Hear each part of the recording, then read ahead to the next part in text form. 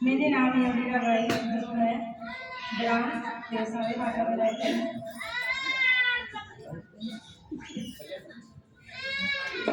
एक बार कैसे शानदार ताली हो जाए। हम लोग एकदम ठेठ देहात गांव से हैं, शहर से कोसों दूर, तो बोलने में हिचकिचाते हैं। गांव देहात वाले है ना जी, शहर वाले तो एकदम फ्रैंक होते हैं।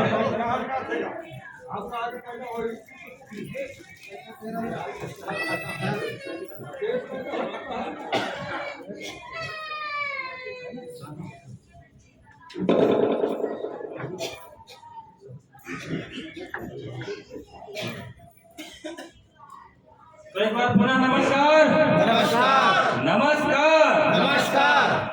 परिचय दीपक कुमार ध्रुव, खलारी विधानसभा एक छोटा सा गांव सालेवाटा का निवासी हूं। और आज से 2 साल पहले मुझे भी ऐसे कॉन्सेप्ट में बुलाया गया, ऐसे माहौल में बुलाया गया। तो कहते ना जी, हर इंसान अपने मर्जी से नहीं आता, सही बात है नहीं? यहाँ पर कितने लोग नए आए हैं जी? यहाँ पर ऐसे पहले बार ऐसे मीटिंग को देखने के लिए कितने बार नए व्यक्ति आए? नए व्यक्ति एक बार मैं सभी के सम्मान में जबरदस्त ताली चाहता हूँ। तो 2 साल पहले मुझे भी बुलाया गया था कि आओ, बहुत सारे लोगों की जिंदगी में परिवर्तन आ गया है, आपके भी जीवन में परिवर्तन आ जाएगा। तो आज भी बहुत सारे लोग बुलाए होंगे, सही बात है नहीं? अपने इर्द गिर्द फ्रेंड, नियर एंड डियर को सभी को बुलाए होंगे, लेकिन सारे के सारे मना कर देते, सही बात है ना सर? उस दिन भी मैं मना किया। कहते हैं मना करने के बहुत सारे तरीके होते हैं, बहाने बनाते हैं, किसी के भैंस बीमार पड़ जाते हैं, किसी के कुत्ता। तो मैं भी बहाना बना रहा था, लेकिन बुलाने वाला एकदम नजदीकी में था। तो बोलता है कि एक बार तो आ जाओ यार। देखो, ऐसा आज बहुत सारे लोगों को भी बुलाया होगा। तो आज जितने भी आए हैं, मैं चाहता हूं वो गलत जगह पर नहीं आए हैं। उस दिन तो मैं आया तो मुझे लगा कि मैं गलत जगह पर आ गया हूं करके, लेकिन जैसे जैसे यहाँ का स्टार्टअप होता है, आज तो सीधा सीधा मुझे बुला दिया। मैं जिस दिन आया था तो उस दिन आधा घंटा तक मैं उन लोगों के बीच में बैठा था जो कंपनी के कमियों के बारे में बताना, लीडर के कमियों के बारे में बताना।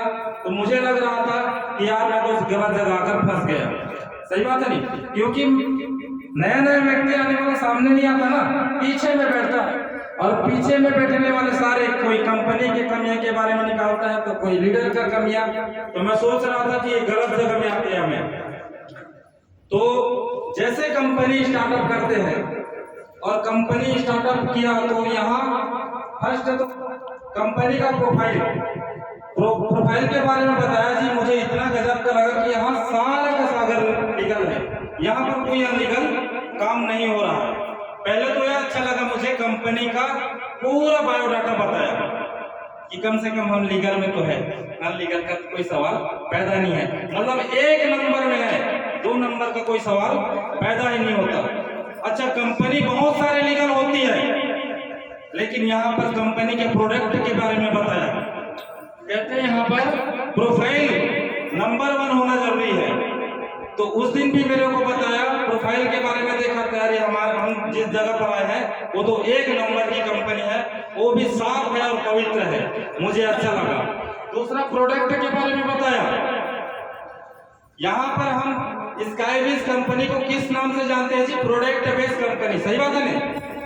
तो कंपनी के प्रोडक्ट के बारे में बताया गया। तो बहुत सारे लोग प्रोडक्ट की तारीफ की, रिजल्ट के बारे में बताया। मुझे और अच्छा लगा, क्योंकि कम से कम रिप्लेसमेंट में है, रिजल्ट में है, प्रोडक्ट में।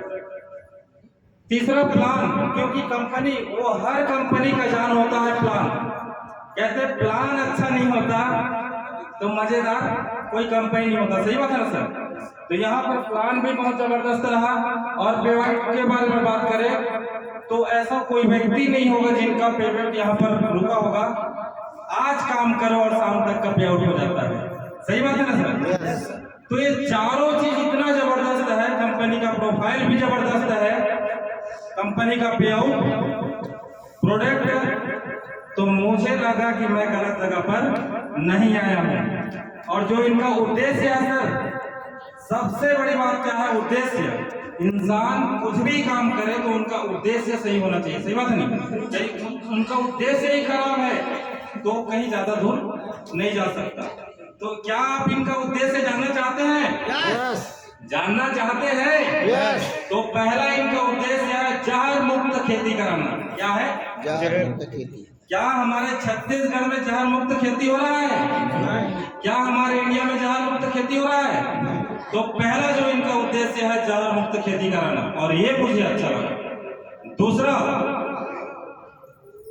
रोग मुक्त जीवन। क्या रोग मुक्त जीवन जिंदगी जी रहे हैं लोग? हर वो चौथा में किसी को गैस, किसी को एसिडिटी, किसी को ब्लड प्रेशर, किसी को शुगर। तो यहाँ तक ये इनका जो दूसरा उद्देश्य है रोग मुक्त के बारे में भी काम करना। और तीसरा, घर घर रोजगार। ऐसा कौन सा तरीका है जो घर घर रोजगार दे सके? है क्या ऐसा कोई तरीका जो घर घर रोजगार दे सके?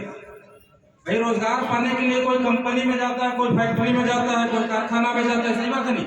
तब जाके रोजगार मिलता है। लेकिन जो इनका तीसरा उद्देश्य है घर घर रोजगार देना। तो ये तीनों उद्देश्यों को देखा तो सर मैं तो पहले वाले उद्देश्य में लग गया कि सर मुझे तो करना चाहिए,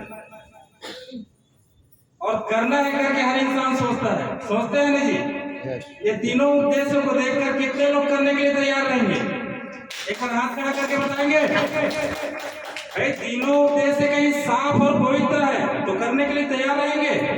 मैं भी उस दिन तैयार हो गया, लेकिन तैयार होने के बाद इंसान घर में जाते हैं और फिर पंचर हो जाते हैं, सही बात नहीं?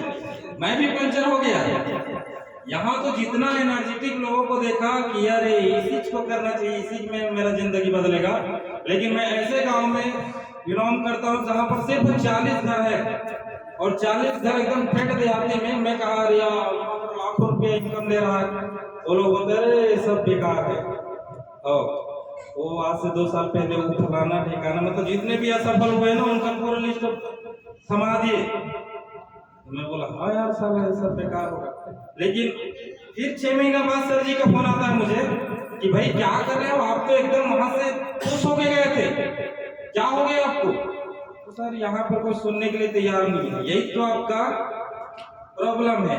तो उन्होंने मुझे एक चीज के बारे में बताया और वो मेरे जीवन में बदल दिया। क्या आप उसको सुनना चाहते हो? जो जानकारी मुझे दिया सर वो गुरुदेव मेरे, और वही मेरे जीवन बदलने का कारण बन गया, और आज मैं स्टेज पर पहुंच गया। तो आप लोग भी जानना चाहोगे? आपको डिसीजन लेना पड़ेगा। क्या लेना पड़ेगा? डिसीजन। कितने लोग डिसीजन लेने के तैयार है? डिसीजन। अपने जिंदगी का फैसला खुद नहीं करोगे तो आपके जिंदगी में कोई और आके फैसला करेगा और अपना सपना पूरा करेगा, सही बात है सर? तो अपने जिंदगी को कैसे जीना है उनका फैसला करना पड़ेगा, गरीबी में या अमीरी में। तो भैया पहले तो आपको डिसीजन लेना पड़ेगा। तो मैंने बोला मैं तो डिसीजन ले लिया हूं सर। डिसीजन आप लिए हो, सिर्फ डिसीजन नहीं पूर्ण डिसीजन लेना पड़ेगा। मैं बोला पूर्ण डिसीजन? हाँ सर मैं करना चाहिए, मैं तो प्रोडक्ट यूज कर ही रहा हूँ यहाँ का। पूर्ण डिसीजन नहीं, संपूर्ण डिसीजन। तो संपूर्ण डिसीजन में मुझे पूछना पड़ा ये संपूर्ण डिसीजन होता है? तो कहते हैं मानसिक डिसीजन आपका बन गया है मुझे स्काइबिज वर्ड करना है करके, लेकिन शारीरिक डिसीजन आपका क्लियर नहीं है, और यहीं पर शारीरिक डिसीजन लेने के लिए तैयार नहीं होते। क्या शारीरिक डिसीजन ले पाते हैं जी? ले पाते हैं? 4 को बताना है, परिवार को बताना है और 1000 को बताना है तो लोग पीछे हट जाते हैं, सही बात है नहीं? अमीर बनना है वो सब कहते हैं, मानसिक डिसीजन सबका बना है, मुझे भी अमीर बनना है, लेकिन 4 को बताना है, परिवार को बताना है और 1000 को बताना है, लोग अपना पीछे कर लेते पैर। शारीरिक रूप से डिसीजन नहीं ले पाते हैं, 1 को बताते हैं, 2 को बताते हैं, 4 को बताते हैं सर, 10 लोग कहीं मना कर देना तो 11 को बताना भूल जाते हैं, सही बात है नहीं? यही शारीरिक डिसीजन नहीं ले पाते। तो उस दिन मेरे को बोला कि दीपक आपको शारीरिक रूप से भी डिसीजन लेना पड़ेगा। लोग सुने या न सुने आपके बातों को, लेकिन आपको शारीरिक रूप से डिसीजन लेना पड़ेगा। तो क्या आप लोग शारीरिक डिसीजन लेने के लिए तैयार है? यस।